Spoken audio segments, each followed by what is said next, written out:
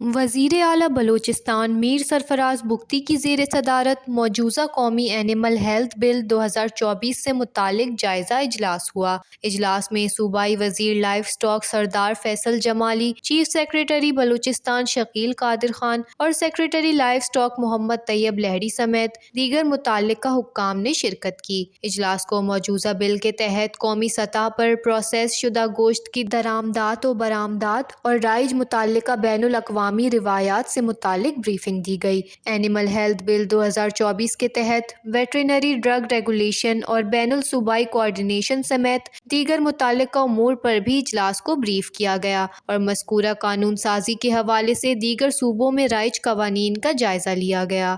وزیر اعلیٰ بلوچستان نے لائف اسٹاک حکام کو ہدایت دیتے ہوئے کہا کہ محکمہ لائف اسٹاک موجودہ محکمانہ قوانین کو بھی موجودہ اینیمل ہیلتھ بل کے مسودے کا حصہ بنائے اور اس حوالے سے تیار ہونے والا مسودہ آئندہ اجلاس میں پیش کیا جائے۔ وش نیوز، کوئٹہ، بلوچستان۔